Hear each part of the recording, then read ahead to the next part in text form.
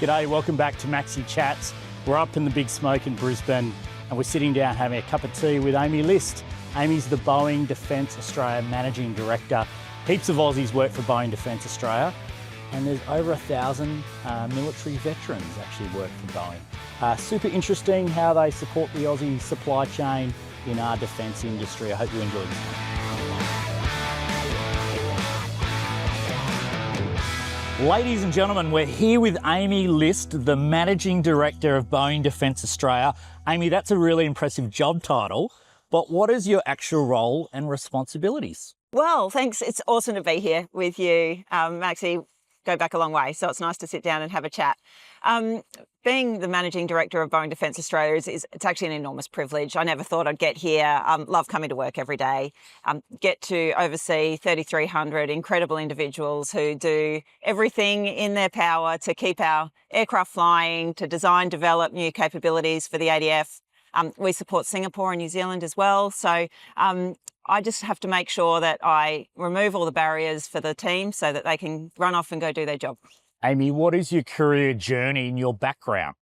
So, as you know, I started in the Royal Australian Air Force as an aeronautical engineer, joined the Air Force to see the world, got posted back home to Adelaide, which made my mum happy. P3s was where I grew up being in the military, you get all sorts of really diverse experience, which helped me out a lot.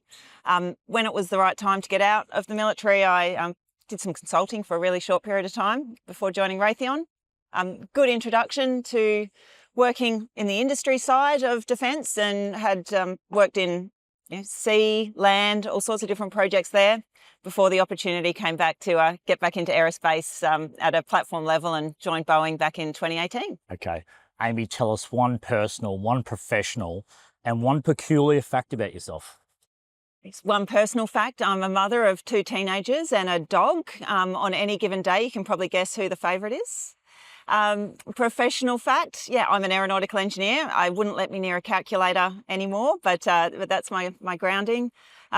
Peculiar fact, as a teenager and in my early 20s, I was a volleyballer. I was in the state volleyball team. Still occasionally get the ball out, but again, no good anymore. Amy, our audience want to know the answer to this question. Can you tell us 2 truths and 1 lie? All right. I studied to become a teacher. I'm a complete history nerd, and I really love competing and training for triathlons. They could all be true. We'll work that out afterwards. I'm going to ask you, R.M. Williams or Blundstones, which one and why? Well, I'm a South Australian, I said before, and if it's one thing you can guarantee for South Australians, we are a parochial bunch. So grew up not too far from the RM factory. RM's all the way for me. Good on you. Tell us a bit about Boeing's story. A lot's going on, Ghostbat, Apache. What are you girls and guys working on? We're working on all sorts of things right across the country. So we've got 3,300 people, as I said before, 14 sites, and some people in New Zealand as well. Ghostbat is truly exciting. We've been continuing on with our test program and super proud of that team. But really the foundation of our business is that sustainment operations area where we've got all the Boeing platforms around the country that we've got to keep flying for the ADF every day. That's relentless, and they do a fantastic job. We then also are really proud of the development work we're doing for Army in the land comm space with Project Currawong, making sure that the Army can do the comms they need. We're expanding that out into Navy. And then also we've got the E7 business, which is not only keeping the E7 flying, doing truly important things that you would have seen in the news recently, but also preparing it for the future threats as well. Amy, how do you collaborate and innovate with Australian suppliers? The Australian supplier base is truly exceptional. We've got some fantastic companies here that have come out of nowhere and created capabilities that the world wants. An example is Apache. Even though it's a platform that's been flying for a really long time, there's technology that's being built here in Australia that's going straight back into the US and getting incorporated into Apache aircraft through the Global Supply Chain Program. But one of the things I love about my job is discovering these incredible companies, and I'd get to go out and visit them occasionally. I can think of one down in South Brisbane that do some wiring harnesses for us. Small company, no more than 20 employees, but the pride that they take in building those wiring harnesses that are essential to connecting the pieces of technology I didn't realise how complicated it was until I got there, but there's these pockets of exceptionalism right across the country, and I really view it as the duty of us as primes to go and find them, help them, and get that technology to the world. Tell us about this Boeing Capability Uplift program. Yeah, it's something that we're really proud of. It's a specific program that's been created to identify some suppliers where we've got gaps. So we might need a wiring harness company, we might need some cyber resilience, or we might need a whole range of different suppliers. We've put 35 Australian suppliers through this program already. Another 8 will graduate in November. The purpose of the program is to help familiarise them with defence. There's some fairly big barriers to entry in terms of security, in terms of ITAR rules, quality requirements, aerospace requirements. So we help them through that. We also provide some training in program management, leadership, other areas of business acumen that small companies simply can't afford to provide for their own staff. Some of the benefits that I hear from them are not only what they learn technically in the structured lessons with us, but they get to network as well and learn from each other.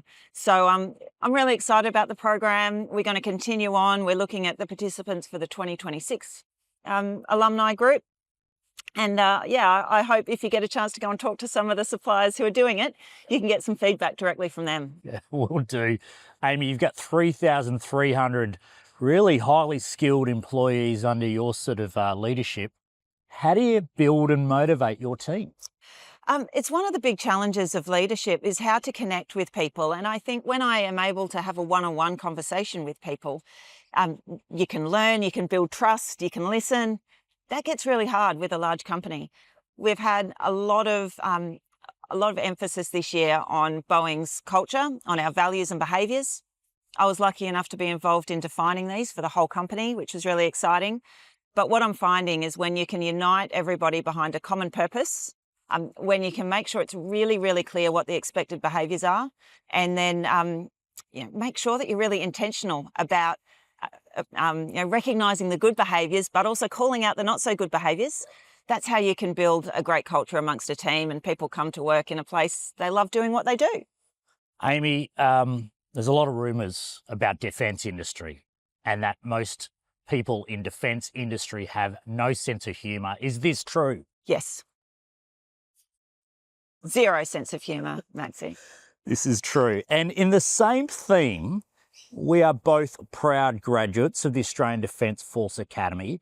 Can you confirm the other rumour going around that the 1999 graduating class is by far the best class ever? I have heard from very reputable sources, Maxi, that class of 99, unsurpassed, the very best class that's ever graduated. Well, we're going to agree on that one. What's one of the toughest professional decisions you've ever had to make?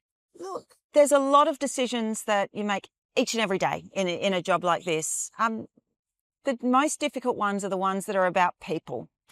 They're the ones that you can't undo. Once you've had to make a really difficult decision that impacts a person's life, I take those really personally. They're the ones that I lose sleep over. And I know as well when my team need to make those decisions that they need that extra support. It's always about the people. Amy, if you were a defence capability, which one would you be and why? It's an interesting question. I think if I could be one defence capability, I might be a satellite. Ooh. You're up in space, it's quiet, you get to peer down on the globe and see what's happening right across the world, connecting everybody.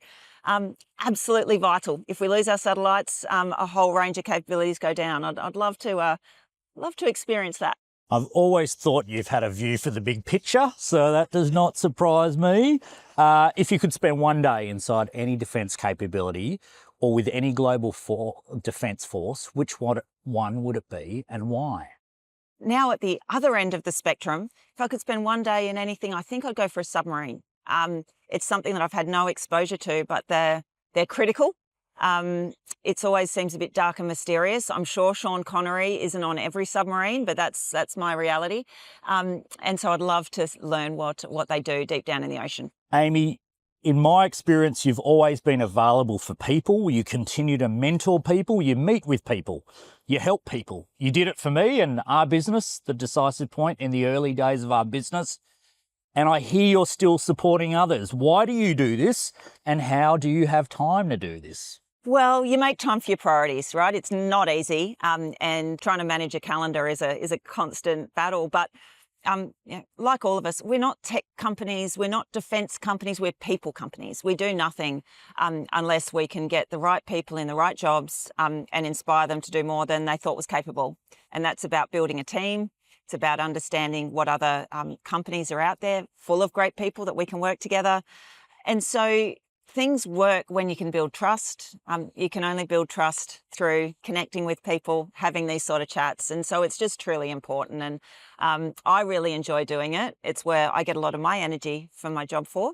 And I hope that those people that I talk to enjoy it on the other end as well. No, shout out. Obviously, a number of my colleagues have told me how they've reached out, you take time and you give mentorship to them. So obviously that's a great lesson for others in the industry. If you can make time, perhaps other people can do too.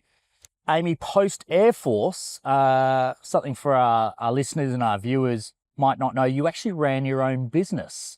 So you've walked a day in the shoes as a business owner. You know how hard it is to have sales, get quality staff, and really also how tough Australian defence industry business can be. Now you're the boss of a major prime, one of the biggest in Australia. What would your message be to SMEs, mum and dad pop shops who are sort of right now going, oh, is defence industry the place for our business? Should we move to mining sector or other areas? What would your message be? Yeah, great question. And I'll start with a couple of cautionary messages. Defence is cyclical. We see that. And it also can take a really long time. There are barriers to entry, as I mentioned before.